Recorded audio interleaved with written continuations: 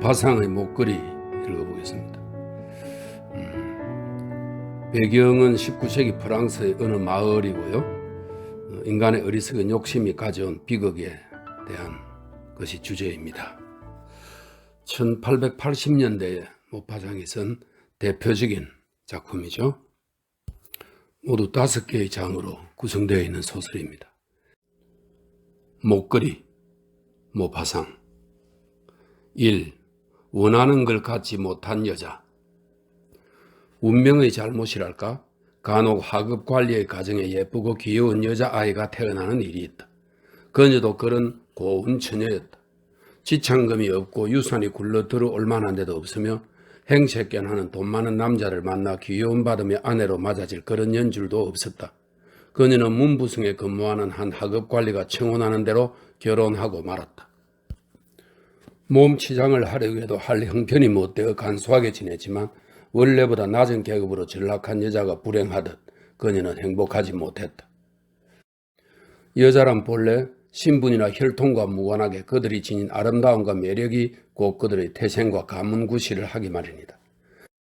타고난 기품, 본능적인 우아함, 재치, 그런 것만이 그들의 유일한 등급이며 하층 계급의 처녀도 높은 신분의 기부인과 나란히 설 수 있게 하는 것 아닌가. 자기가 온갖 좋은 것, 값진 것을 누리기 위해 태어났다고 생각하는 그녀에게 매일매일의 구차스러운 살림이 고통의 연속일 뿐이었다. 초라한 집, 얼룩진 벽, 부서져가는 의자, 누더기 같은 빨랫줄에 빨래가 늘린 것까지 모두가 보기 싫고 괴로움의 씨앗이었다. 같은 계급의 다른 여자라면 그다지 마음 상하지 않을 그 모든 것이 그녀를 괴롭히고 부하를 돋우었다. 보르타뉴 태생 여자애를 하나 한여로 두었지만 그 소녀를 볼 적마다 절망적인 안타까움과 미칠 것 같은 꿈이 떠올라 시달리곤 했다. 그녀가 항상 꿈에 그리는 것은 동양풍 벽걸이가 걸려있는 조용한 거실에 청동으로 만든 촛대에 불이 켜진 그런 풍경이었다. 거기 짧은 바지를 입은 건장한 하인 둘이 의자에 파묻혀서 졸고 있다. 실내가 너무 따뜻해 깜빡 졸고 있는 것이다. 고급 비단을 깐 넓은 객실도 그녀의 몽상에 떠올랐다. 진귀한 골동품들이 가득 찬 어리어리한 가구들, 가까이 지내는 친구들은 모두 여자가 선망하는 유명인들이다. 그런 가까운 친구들과 오후 5시에 모여 거룩한 향기로 가득 찬 멋진 살롱에서 고상한 대화를 나눈다. 저녁을 먹을 때 사흘이나 빠르지 않은 식탁보를 씌운 둥근 식탁에서 남편과 마주 앉는다. 남편은 수프 그릇 뚜껑을 열며 기쁜 듯이 야, 이 수프 맛있겠는데? 이보다 맛있는 건 세상에 없을 거야 하며 큰 소리로 말한다. 그럴 때면 의뢰 그녀는 어리어리한 만찬을 생각하지 않을 수 없다. 번쩍거리는 은식기, 요정이 사는 숲 한가운데 이상한 새나 옛날 이야기의 인물이 수놓아진 벽걸이, 고급 그릇에 듬뿍 담아 해놓는 산의 진미가 있다. 송어의 빨간 고기나 기름진 병아리의 보드라운 날개를 입에 넣으면서 속삭이는 사람이나 듣는 사람 모두 스핑크스처럼 신비한 미소를 띠고 여성의 환심을 사리는 그런 대화를 나누는 것이다. 그녀는 그런 광경이 떠올리지 않고는 견딜 수 없었다. 그녀는 나들이 옷도 없고 장신구도 없고 무엇 하나 갖고 있는 게 없었다. 그러나 그녀가 좋아하는 것은 그런 것뿐이었다. 그런 것을 위해 자기가 태어났다고 그녀는 느끼고 있었다. 사람들의 마음에 드는 것, 사람들이 부러워하는 것, 사람들의 화제의 대상이 되는 것, 이것이 그녀의 간절한 소원이었다. 그녀에게는 돈 많은 친구가 하나 있었다. 수도원 학교의 기숙사 동창이지만 지금으로선 만날 마음이 내키지 않았다. 만나고 돌아올 때 마음이 괴로웠던 것이다. 며칠이고 연거푸 울며 세우는 때도 있었다. 분하고 억울하고 절망과 비탄이 얽힌 마음에서였다. 2. 장관댁 무도회의 초대. 그런데 어느 날 저녁 남편이 손에 큰 봉투를 들고 신이 나서 돌아왔다. 이것 봐, 이거 당신에게 주는 선물이야. 아내는 급히 봉투를 열어 인쇄한 카드를 꺼냈다. 거기엔 이렇게 적혀 있었다. 문부성 장관 및 그 조르뉴 랭보노 부인은 로아젤 씨와 그 부인을 오는 1월 8일 월요일 밤 관제에 오십사 초대합니다. 그러나 남편의 기대처럼 기쁜 마음으로 어쩔 줄 몰라 하기는커녕 아내는 분한 듯 식탁 위에 초대장을 내던지며 중얼거렸다. 이걸 갖고 어떡하라는 거죠? 아니 여보, 난 당신이 기뻐할 줄 알았는데 여간에서 외출하는 일도 없으니 이건 참 좋은 기회야. 이걸 얻으려고 다들 무척 애를 썼지. 서로 이걸 가지려고 했으니까. 원하는 사람이 많은데다 더구나 아래 사람들에게는 몇 장 나오지도 않았어. 가봐, 이름 있는 들만 모이거든. 아내는 야기오른 눈초리로 남편의 얼굴을 쳐다보다가 참을 수 없다는 듯 소리쳤다. 뭘 입고 가라는 거예요? 그런 곳을 말이에요? 남편은 미처 거기까지는 생각지 못했다. 그는 말을 더듬었다. 하지만 극장에 갈 때 입는 옷 있잖아. 그거 참 좋아 보이던데 내겐. 남편은 그만 입을 다물었다. 멍하게 아내를 바라봤다. 울고 있지 않은가. 커다란 눈물방울이 두 눈 끝에서 입가로 스르르 떨어지는 것이었다. 왜 그래? 남편은 더듬듯 말했다. 간신히 괴로운 심정을 가라앉힌 아내는 젖은 볼을 닦으며 조용히 말했다. 아무것도 아니에요. 다만 제겐 나들이 옷이 없어요. 그러니까 그 파티에는 갈 수 없어요. 옷이 많은 부인이 있는 동료 어느 분에게나 초대장을 드리세요. 남편은 어떻게 해야 좋을지 알 수 없었다. 여보, 마틸드 어때? 얼마쯤이나 하는 거야?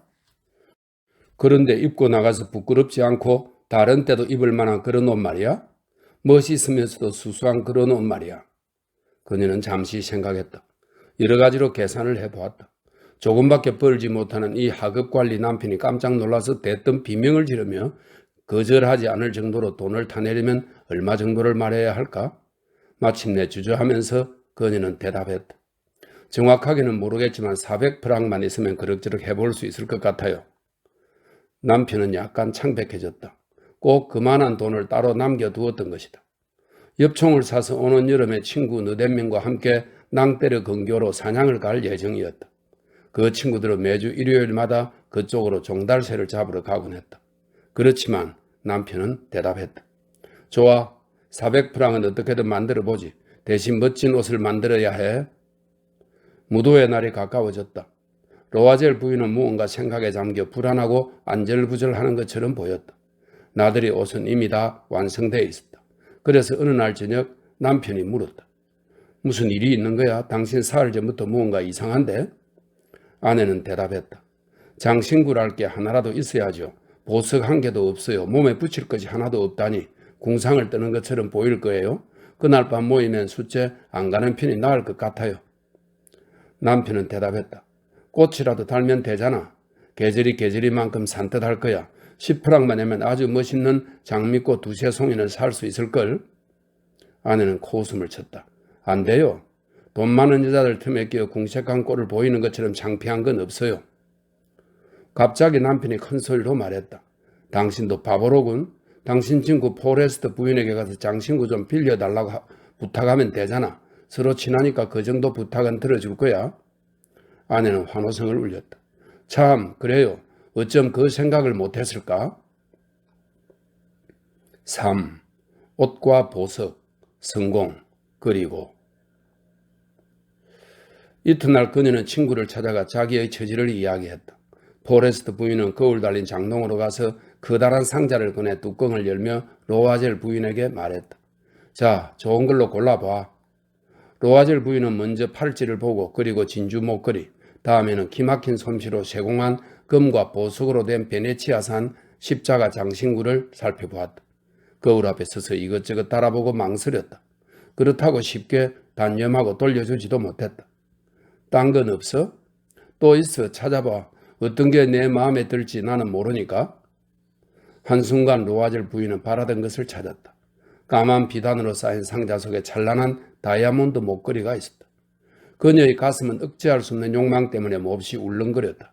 그것을 집으며 그녀의 손은 떨렸다. 목걸이가 감추어지는 옷이었지만 그래도 그 목걸이를 따라보고 거울 속에 자기 모습을 보면서 도취됐다. 그녀는 주저하며 불안에 목이 잠겨 물었다. 이거 빌려줄 수 있어? 이것만 있으면 충분해. 그럼 괜찮아. 로아젤 부인은 친구의 목을 껴안고 마구 입을 맞추고 보석을 갖고 도망치듯 돌아갔다. 파티 날이 왔다. 로아젤 부인은 대성공을 거두었다. 그녀는 어느 여자보다 아름다웠다. 점잖고 우아하고 명랑하게 웃고 너무 기뻐서 정신을 잃을 지경이었다. 남자란 남자는 모두 그녀에게 시선을 집중하고 그녀를 소개받고 싶어 했다. 정보의 높은 사람들이 모두 그녀와 왈츠를 추려고 했다. 장관조차도 그녀를 유심히 바라보았다. 그녀는 취한 듯한 기분으로 정신없이 춤을 추었다. 쾌락에 취해 다른 것은 아무것도 생각할 수 없었다. 그녀 미모의 승리, 이 밤의 영광스러운 성공, 이 모든 아부와 찬미, 욕망이 일깨워지고 여자의 가슴에 더할 나위 없이 달콤하기만 한 승리, 그러한 것에서 생기는 행복의 구름, 그 속에서 일체를 잊었다. 파티는 새벽 4시가 되어서야 겨우 끝이 났다. 남편은 자정이 지나자 다른 3사람의 남자와 함께 사람이 드문 조그만 방에서 자고 있었다. 이 세 신사의 부인들도 한바탕 마음껏 즐겼던 것이다. 남편은 아내의 어깨에 돌아갈 때 입으려고 갖고 온 옷을 걸쳐주었다. 평상시 입는 소박한 옷으로 무도회의 화려한 의상과는 너무 어울리지 않았다. 그녀 역시 그걸 느끼고 급하게 길거리로 몸을 피하려 했다. 화려한 모피를 휘감은 기부인들의 눈에 띄고 싶지 않았던 것이다. 로아젤이 그걸 말렸다. 기다려. 그대로 밖에 나갔다간 딱 감기 걸리기 좋아. 내가 마차를 불러오겠어. 그러나 그녀는 귀담아 듣지 않고 재빨리 계단을 내려갔다. 두 사람이 거리에 나오자 차라고는 한 대도 눈에 띄지 않았다. 둘은 멀리 달려가는 마차들을 부르면서 거리를 걸었다. 마차를 찾을 수 없자 둘은 맥이 풀려 추위에 벌벌 떨면서 세너강 쪽으로 걸어 내려갔다. 강가에서 겨우 마차 한 대를 잡았다. 낡아 빠진 밤에만 나타나는 작은 마차로 대낮의 파리에서는 그 초라한 모습이 부끄러워 나타나지 못할 것 같은 그런 마차였다. 이 초라한 마차를 타고 두 사람은 마르치르 거리 그들의 집에까지 갔다. 그들은 침울한 기분으로 집에 들어갔다. 이제는 모든 것이 끝이다. 그녀는 감회에 잠겼다. 남편은 아침 10시에는 직장에 나가야 한다는 것에 새삼 생각이 미쳤다. 그녀는 어깨를 감싼 옷을 벗어던지고 거울 앞에 서서 다시 한번 자기의 영광스러운 모습을 바라보려 했다. 도령 그녀는 악 소리쳤다. 목걸이가 없어진 것 아닌가. 벌써 반쯤 옷을 벗은 남편이 그 소리를 들었다. 왜 그래? 아내는 미친 것처럼 남편을 돌아보았다.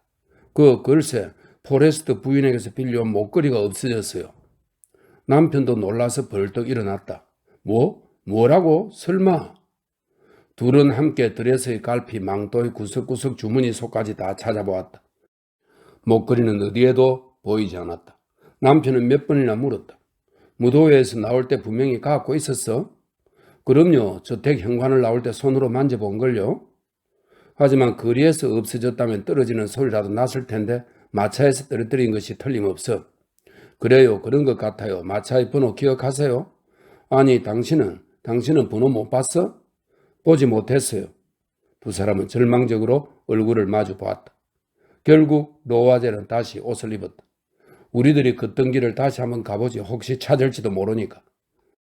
그는 나갔다. 그녀는 야외복을 입은 채 잠자리에 들어갈 힘마저 빠져 털썩 의자에 주저앉아 불기도 없는 곳에서 아무 생각도 못한 채 꼼짝 못하고 앉아있었다. 4. 재난. 남편은 7시쯤 돌아왔다. 그러나 아무것도 찾지 못했다. 경찰에도 가고 신문사에도 가고 분실물 신고를 했다. 마차 조합에도 가보았다. 한마디로 조금이라도 가능성이 있는 곳은 어떤 수고도 마다하지 않고 돌아다녔다. 아내는 이 천지가 뒤집힐 것 같은 재난 앞에서 하루 종일 어쩔 줄 모르고 혼나간 사람처럼 절망에 빠져 기다렸다. 로아젤은 저녁에 창백한 얼굴로 헬쓱해진 얼굴로 돌아왔다. 아무 소득도 없었다. 포레스트 부인에게 목걸이 고리가 망가져 수리하러 보냈다고 편지를 쓰도록 해. 그러면서 여러 가지 다른 방법을 찾아봐야지. 아내는 남편이 일러주는 대로 편지를 썼다. 일주일이 지나고 모든 희망의 줄이 끊어졌다. 로아젤은 갑자기 대6살은 더 늙었다. 다른 것을 찾아봐야지. 이튿날 부부는 목걸이가 들어있던 상자를 들고 상자 속에 이름이 쓰여진 보석상을 찾아갔다. 보석상은 장부를 조사해 주었다. 이 목걸이는 저희가 판 것이 아닙니다. 부인, 저희는 상자를 들였을 뿐입니다. 두 사람은 이 보석상에서 저 보석상으로 기억을 더듬으며 비슷한 목걸이를 찾아 헤맸다. 둘 다 마음의 고통과 불안으로 심하게 앓는 사람들 같았다. 파레 로와이아르의 어느 상점에서 두 사람은 찾고 있던 것과 똑같은 다이아몬드 목걸이를 발견했다. 4만 프랑이었다. 그러나 3만 6천 프랑까지는 가격을 깎아준다고 했다. 두 사람은 앞으로 살 동안 목걸이를 팔지 말아달라고 보석상에게 부탁했다.